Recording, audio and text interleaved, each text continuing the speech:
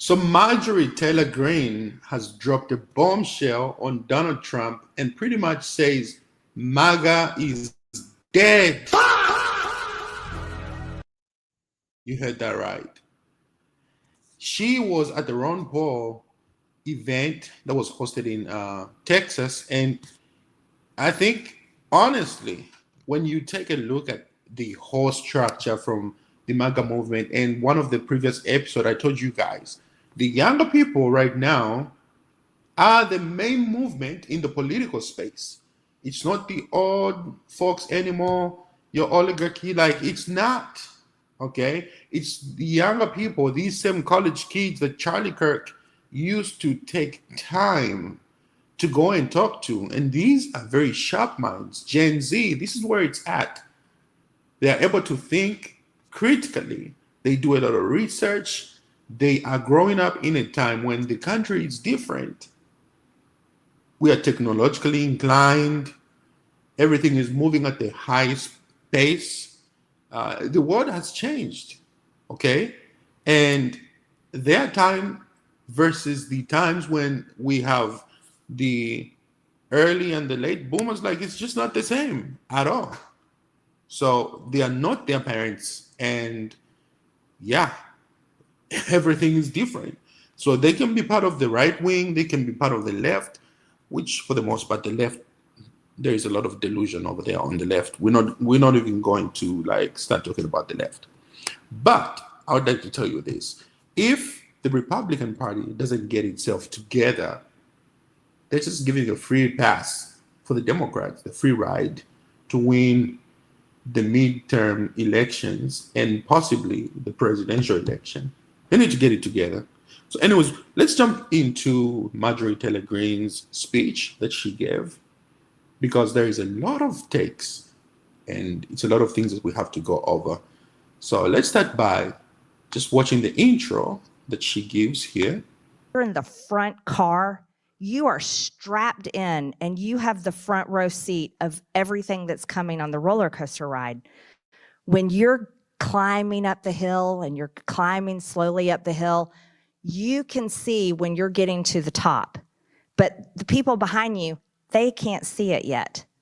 Well, that's how I felt being a member of Congress, being such an integral piece of MAGA, being personal friends with the president, personal friends with the administration, and personal friends with all of the people that got us there. So as a member of Congress, I had a front row view of the bills and the president's support of the bills and the policies that actually destroyed MAGA. You're in the front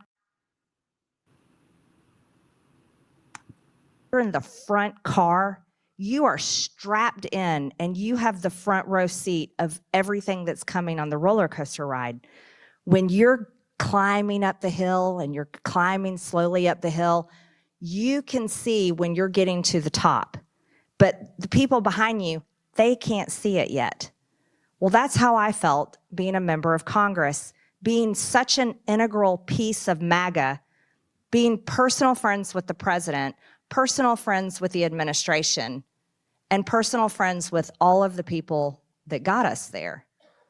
So as a member of Congress, I had a front row view of the bills and the president's support of the bills and the policies that actually destroyed MAGA. So, this is a very good setup just for people who are trying to figure out, what's going on. She is getting a very good setup to say, before I jump into what I'm about to start telling you guys, get it from the horse's mouth. I was that person. I was there. I helped to shape what was going on. I helped to promote MAGA, all the hats, the merch, everything. Like I was there. She spent millions of dollars on the campaign trail for Donald Trump. She is the person who was front row. I mean, she was a hardcore Trump supporter. Okay, so she's letting you know that what you're about to hear, because some people would just say, she's delusional, she's lying, she's like, no, she was front faced, like she was there. These are the people that shaped what MAGA is today, or what MAGA was, not what it is today, but what MAGA was then. They were the front runners. She was the front row seat. Everybody knew who MGT was. Well, MTG, MGT. That's the whole betting company, right? But we know who MTG was, you know. So when you get people like her deflecting and coming to disagreements with the president, I would definitely give it a little bit of some thought. Even if you're just on the fence, you would want to approach it with an open mind. At least just listen to what she's saying and then compare it with the facts. Is this actually what is happening? Did this happen? Start comparing things. Don't just be dismissive simply because you might not like what she's saying and you just want to take everything that the greatest president ever to live is saying because you just want to be a loyalist like Brandon Tatum. Like he's one of the worst in this political space. He takes anything and everything that the president says because he just wants to be a Trump loyalist. I don't understand people like that. I pretty much like I don't. It's like common sense just went out the window. Like, I don't understand those type of people. So, anyways, what we're about to go in next, she lets you know MAGA is dead, but how did it die? Who killed MAGA?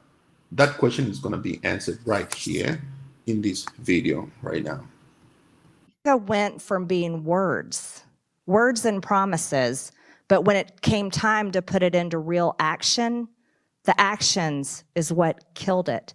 And do you want to know who took the actions to kill MAGA? It was the creator and the founder himself, Donald Trump. How did it happen? It started with the back door to a central bank digital currency. And then when we campaigned on lowering inflation and reducing gas prices and caring about domestic issues that matter to Americans, the White House front door became a revolving door to foreign leaders, not to Americans, and not to industry leaders and those involved in working on the domestic solutions that Americans needed. Yeah. And so this part right there, because also think about it. Trump went ahead and created his own cryptocurrency, his own coin, the Trump coin, and just makes you wonder, like, who is the who are the investors? You know, these people are all about, we don't want to enrich ourselves. We have made so much money. I'm a billionaire. But you look at his family, they've made more money right now than they ever had before Trump got into office. They've made a lot of money. But these are the same things that they were criticizing and trying to lock up Joe Biden's son, right? But they're doing the same exact thing. But she makes a very important point. Trump is the one who killed MAGA. Because the very things that he was campaigning on, and like I keep repeating this, it's not that we just want to come out here and criticize Trump and like we just hate MAGA so much. The movement started off so great. But it's the ideas that came afterwards. Like in hindsight, here we are. We thought we were going to get lower gas prices, but no, it's not. We don't have lower gas prices.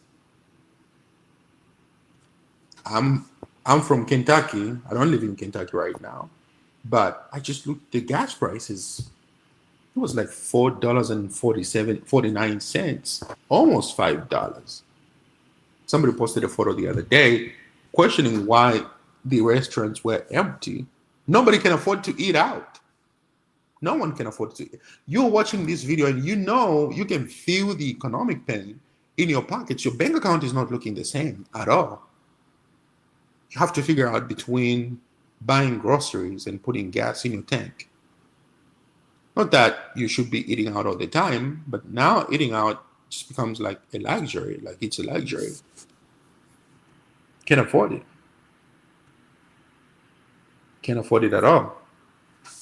So, reason number three why people are leaving the MAGA movement is laid out in this the next clip I'm about to play right now. In Iran.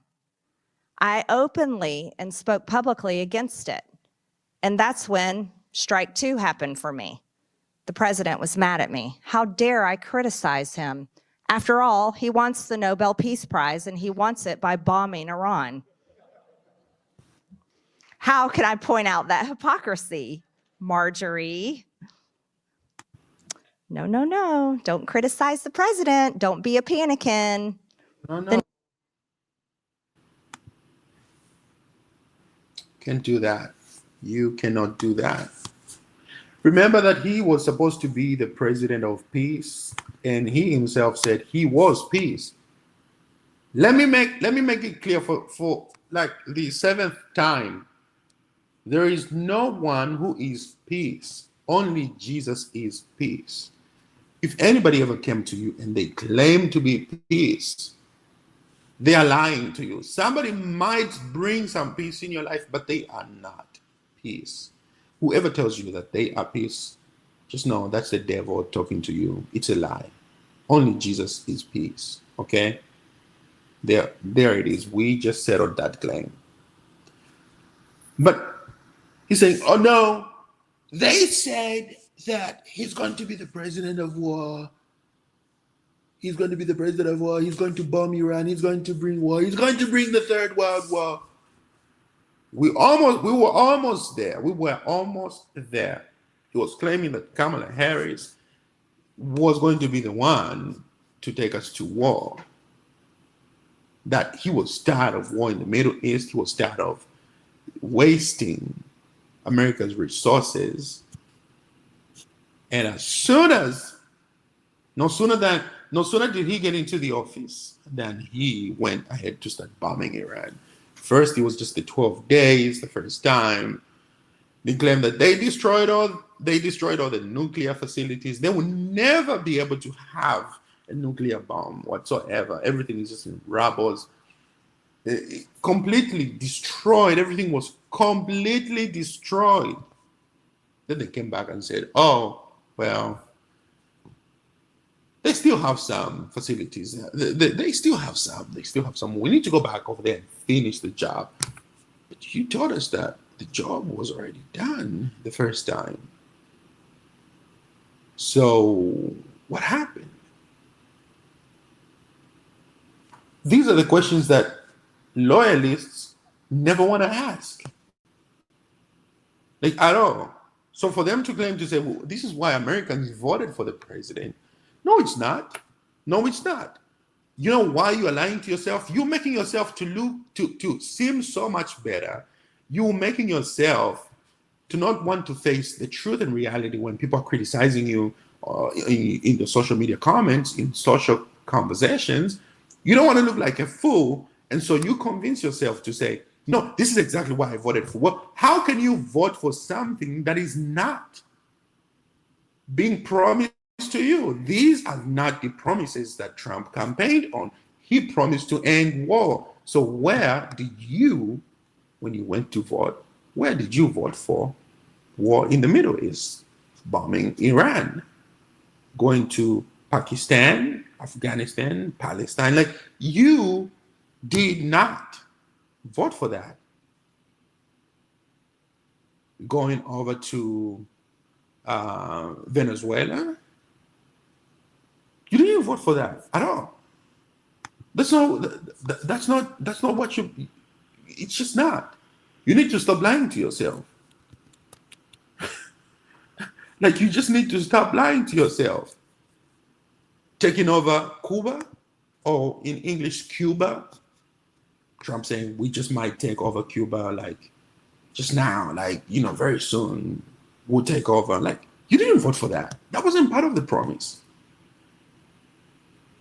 But you keep telling yourself repeating these lies only to make yourself feel better because you've been lied to and you don't want to look like a fool. You don't want somebody to turn around and say, I told you so. Yeah. And when you sleep at night wondering why your bank account is not looking the same because, the effects that we've had from the tariffs and the war, can you say, this is why I voted for my life to drastically change? Because when the gas prices go up, the cost of living goes up as well. They just run simultaneously. Yeah. One doesn't go up and another comes down. It's not how it works. It's not how it works, guys. It's just not how it works. So the last thing, and I think this right here was just one of the biggest reasons. Forget everything else. This was it. This right here revealed the true Trump's character. And to me, yeah, let's just get into it. Let's get into this. Another resolution that got blocked more than any other resolution I've ever seen, it was to release the Epstein files. So, wow, when we started talking about releasing the Epstein files, I'm like, this is a no-brainer. President Trump will just roll them out on a big cart himself. Stacks and stacks and stacks of the Epstein files, because obviously Bill Clinton is all in there and Hillary Clinton. That's what I had been told all along, right? Well, it was the most shocking thing when I sat in a conference meeting and I learned that the president didn't want to release the Epstein files. I was like, what? Yeah, come to find out, he was very much against it. So we kept on trying and kept on talking about it. And then the president told Mike Johnson, no, do not bring that resolution to the floor for a vote. He told the Rules Committee, and Johnson told the Rules Committee, no, you will not mark up any bill in the Rules Committee that will allow the Epstein files to be released. And the resistance built and built and built. He told Pam Bondi, don't release the Epstein files. He told everybody, don't release the Epstein files. You know what's crazy about that? Pam Bondi had all those influencers go to the White House, all the cute girls from TikTok and just the influencers, from social media, everybody having these huge files and pretending as though they're about to drop a bombshell, but it's literally everything that was already out and was online, like the information that everybody knew, and they tried to make it seem as though it was about to be this big reveal. And then she was asked, like, oh, okay, so like, have you had time to look over these documents? Oh no, they're just on my desk. We'll be going over these documents like in the next few weeks. Oh, really? Are we ever going to get these Epstein files? Oh, it's just one excuse after the other. And Trump asked about that. He snapped at the reporter saying, are you still talking about that? You're still talking about the Epstein files? That guy, like nobody talks about him. We have so much going on in the country. Well, sir, excuse me, hello. This is the promise that you made on your campaign trail. This is why people are interested, because you seemed like the unconventional guy from Hollywood and billionaire who doesn't care about anything. But guys, this is exactly what the greatest showman does. He puts on a performance. Very, very good actor. We're just living in the multiverse of The Apprentice. We all got played. We all got played. And once again, I'm not afraid to admit we got played. We got played. Okay? We were played. And we are all looking stupid here, like very stupid. And I'm not saying we should have voted for the Democrats, because there is no way that I would have supported Kamala Harris. It was a total nut job over there. After Sleepy Joe, there is no way that you're going to go to Kamala Harris. She had no idea what was going on. So out of the two options, honestly, it was so much better to just go with the guy, even though we got played. It's crazy. It is crazy. So we persisted because that's what we promised. That's what we campaigned on, transparency and accountability, especially to pedophiles. How is that complicated? So it got to be such a gigantic amount of resistance coming from the president and the speaker and everyone, the DOJ. I said, fine, I'll do the unthinkable. I'll go over there and I'll sign my name on a discharge petition that all the Democrats are signing their name on.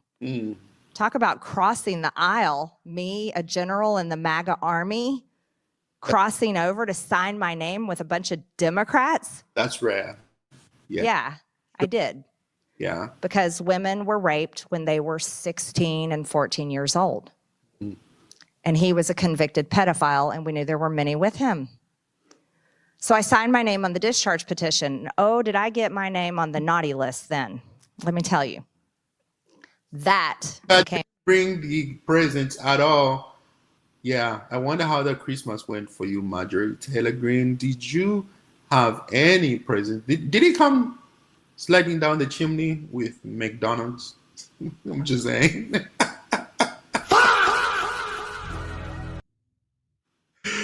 Yo, I've been trying to figure out how to use this sound, and I had to get this sound in. Okay, I'm sorry, guys. I know this is like political commentary, but we can still have fun. A real issue at the White House. Well, I'll never forget it. I was in my office in the Rayburn building, and I got a phone call from the president. And he was at the White House, and he wanted to talk to me about the discharge petition that I'd signed my name on. And he said, Marjorie, you're going to have to take your name off that discharge petition. We can't let, this is a hoax. We can't carry this. This is a hoax. It's a Democrat hoax. And we've got to just put this away and stop doing this. And he said, my friends are going to get hurt.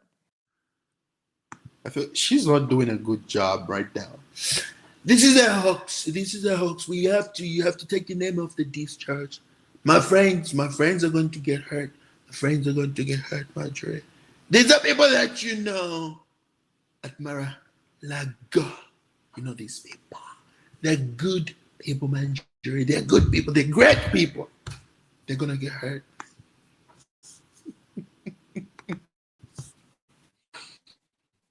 His friends would get hurt if we release the Epstein files. He said, Marjorie, these are good people. These are people you know at Mar-a-Lago.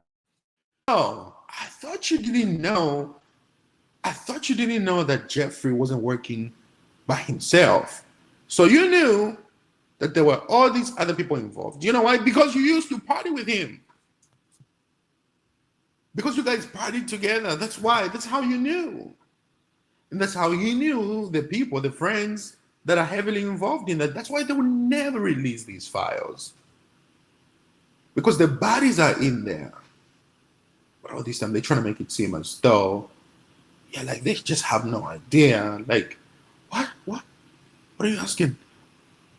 Remember the clip we played? He was asked about, are we ever going to get the names of the other men involved? And he was like, what are you talking about? What does that mean? Well, it's very simple. Look at this clip. Just to clarify, is the public going to learn the identities of the men who abused the girls with the information that you're releasing? And if not, why not? And then I have a quick follow-up. I mean, you just baked in an assumption into your question that I have never said and I don't know to be true. Is the public going to learn about men that abuse these girls? Like, what does that mean? I mean, I don't understand what that means. Well, I mean, they're the men who abused the young women through Epstein's Look, we said in July, and it remains as true today as it was in July. If we had information, we meaning the Department of Justice, about men who abused women, we would prosecute them, right? We talked about the work that we're doing. That's why I said that. I said this earlier. There's this built-in assumption that somehow there's this hidden tranche of information of men that we know about that we're covering up or that we're choosing not to prosecute. That is not the case. I don't know whether there are men out there that abuse these women. If we learn about information and evidence that allows us to prosecute them, you better believe we will. But I don't. People in Palm Beach, they're going to get hurt by this. And I said, Mr. President, people have been hurt. These women have been hurt. I said, have you talked to them? I said, you should talk to them. You should have them in the Oval Office, Mr. President. You have everybody in the Oval Office. You have sports teams. You have world leaders. You have al-Qaeda terrorists that are now leading Syria. You have Mamdani. I mean, you have everybody in the Oval Office. Surely you can have these women who were raped as teenagers, talk to them. I talk to them all the time. As a matter of fact, many of them voted for you. That's what I told them. They voted for you. Epstein victims voted for Donald Trump. And he wouldn't have anything to do with them. And he told me his friends would get hurt. And I said, not taking my name off the discharge petition. Oh, thank you.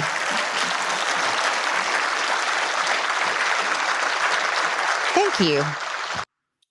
This right here is one of those moments when you have staunch MAGA supporters exiting the MAGA movement, and you hear the claps. There was a lot of people who attended this event.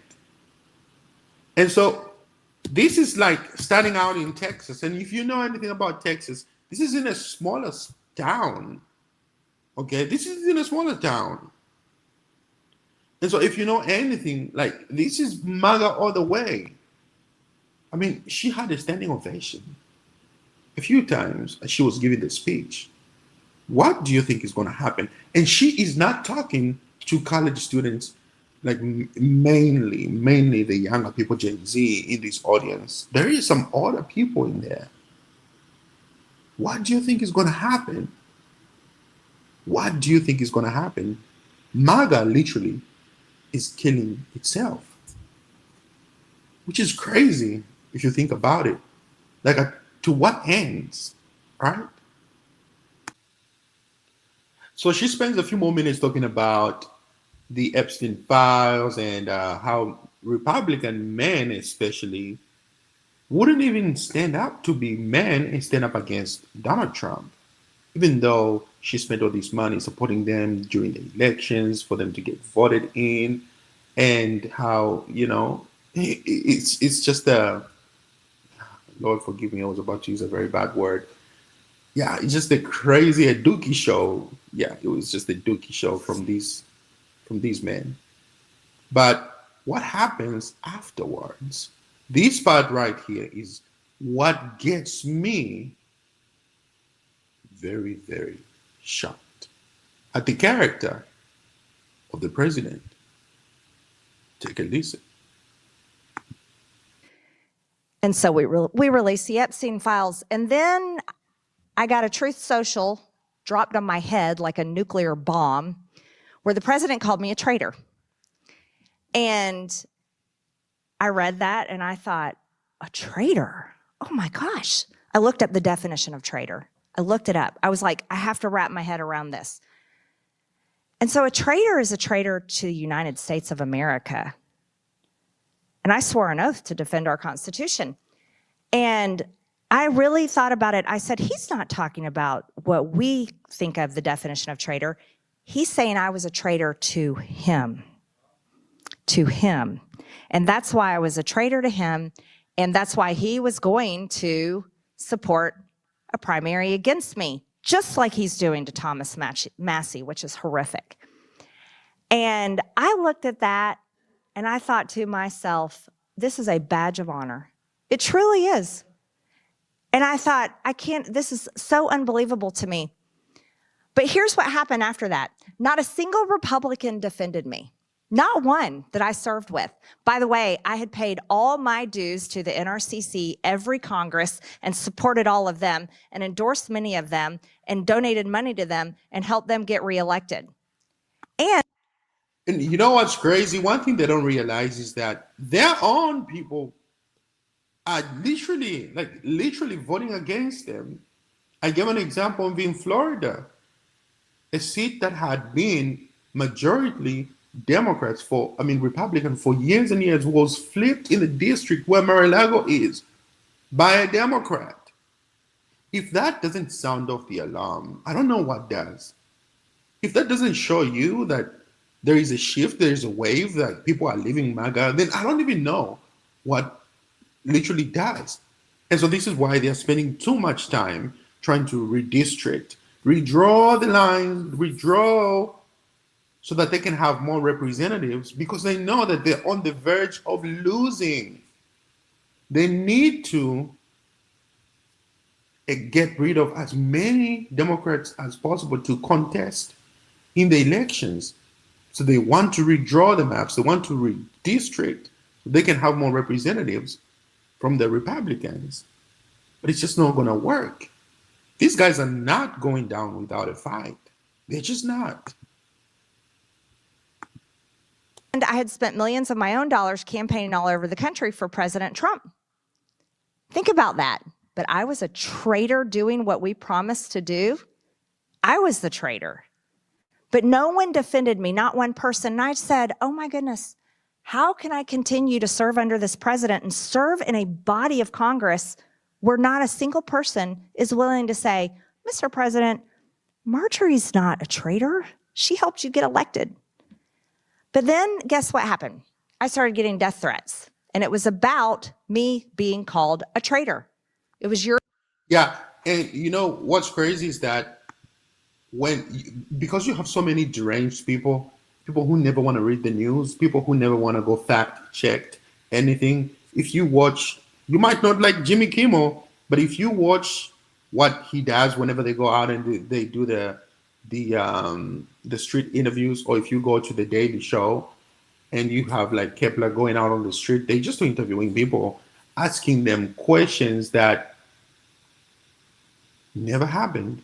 And the responses from these people, it's just so it's so, what's the word that I can describe these people? They're just lunatics. Overwhelmingly stupid. They're asking them questions of things that Donald Trump never did, or maybe things that a Democrat would have done. And they ask them as if Trump did those things. And these people will be so happy to answer the question saying, this is why we voted for Trump, because of what he's doing. And then, newsflash, that was actually done by a Democrat. And then they just look stupid. Sometimes you ask these people, oh, what's like one attribute that you like about Trump's presidency? And they wouldn't tell you at all. They just wouldn't tell you because they have zero sense. They have zero knowledge of what's going on. They're just happy to be Republicans because grandma, grandpa, papa, and mima were Republicans and are Republicans. So we have to keep the tradition going. We have to, but they have no idea what's going on. And so when you have those stupid people, they're sitting around watching the same news network 24/7, Newsmax or Fox. Of course, they're going to start threatening Marjorie Taylor because they're getting Trump, they're taking Trump at his word. That's it. And nothing else. And so for them, any threat coming in from a traitor, they need to get rid of the traitor. To them, that sounds like a command. There is people who literally would put their lives down. They will lay their life down for the president, even though he got the Secret Service. But they would rather do it, so they would do anything to carry out the president's mission, which is crazy if you think about it. You're a traitor. You deserve to die. You're a traitor. We're going to kill you. You're a traitor. But it was the one that came in, and they kept coming on my son, my youngest, my baby boy. We're going to snuff out his life. We're going to put a bullet in his head. Marjorie Taylor Greene. So I sent those to the president, texted him directly. I also sent them to Susie Wiles and James Blair. And I also sent them to the Vice President, J.D. Vance, Kash Patel. I sent them to all these people. I got no response from Susie Wiles. None. And she's a mother and a grandmother and a woman. I got no response from James Blair because he only cares about making money on campaigns. I did hear from Kash Patel. He said on it, but I haven't heard from him since. I don't know what he's on.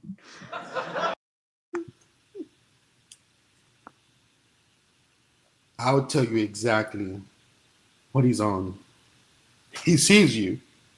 He sees you, Marjorie. He sees you. Okay? Don't you dare question what he's on. Don't you dare.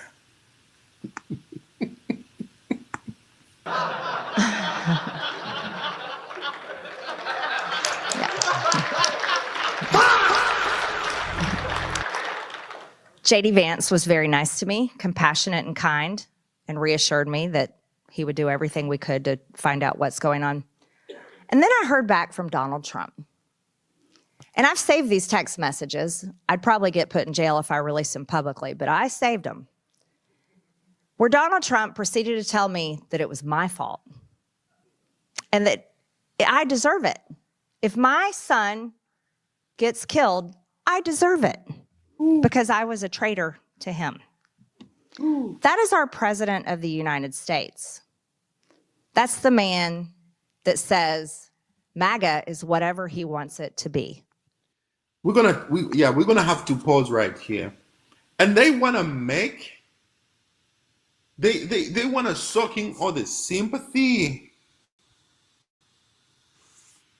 surrounding the assassination attempt. And they wanna blame the far left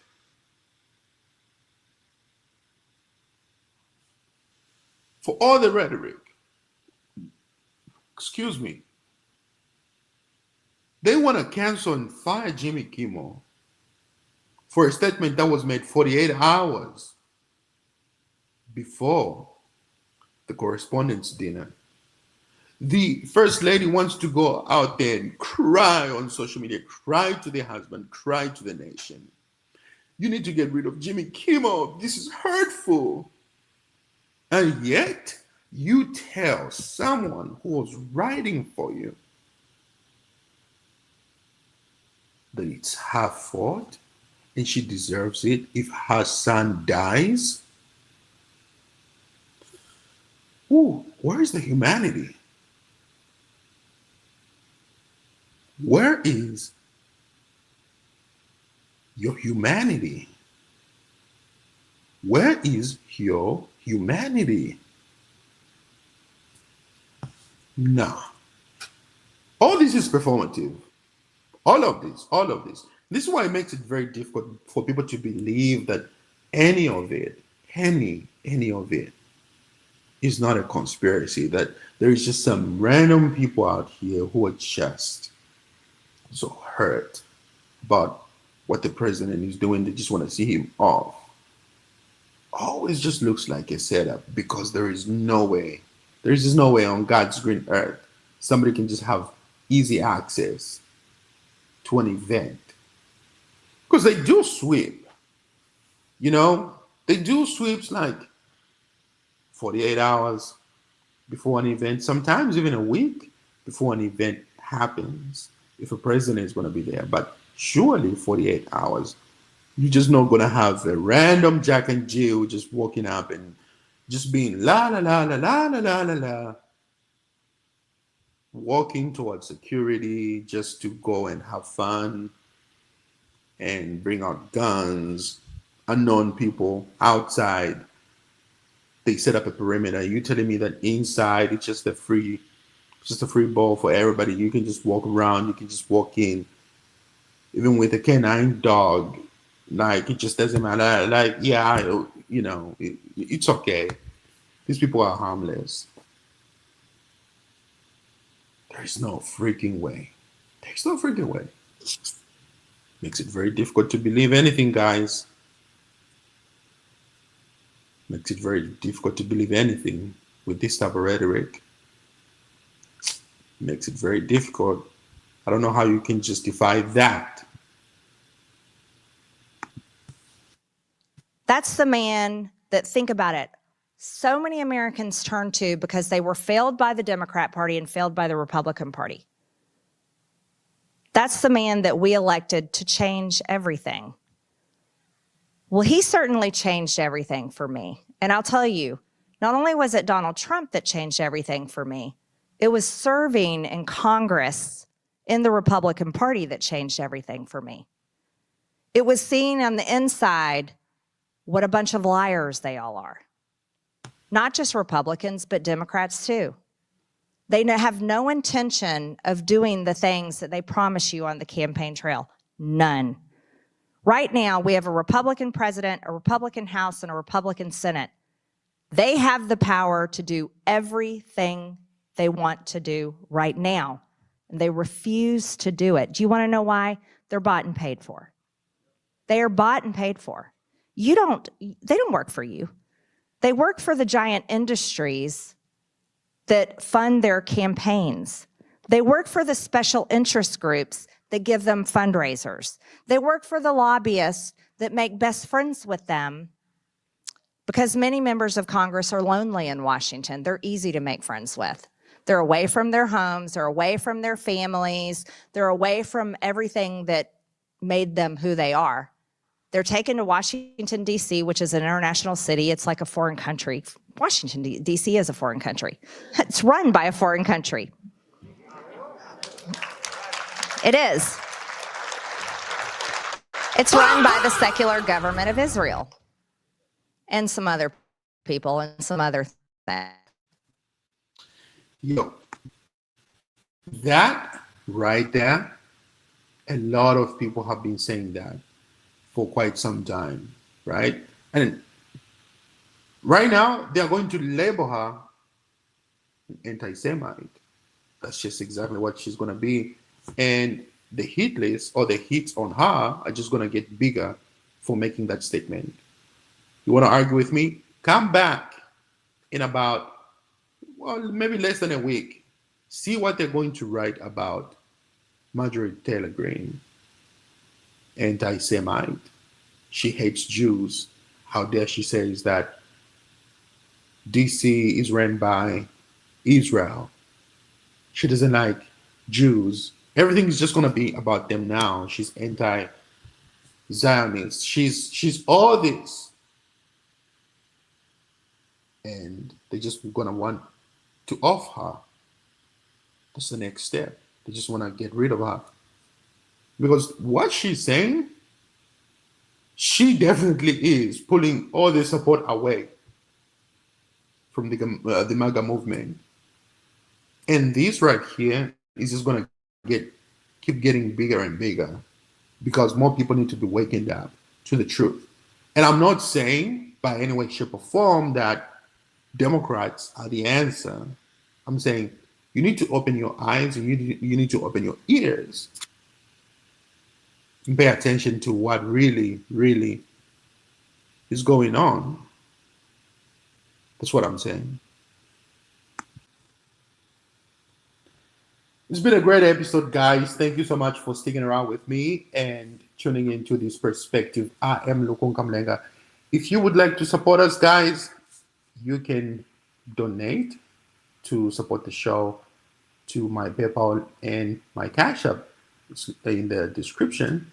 And also make sure that you subscribe, click on the notification bell, and I will see you guys on the next episode. If you ever want to reach out and be part of any discussion, or you have a topic that you want me to cover, or you have things that I have missed and you want to just correct me or anything like that, you just want to feature on the show, once again, feel free to send me an email. Everything is in the description. So I'll see you guys on the next show.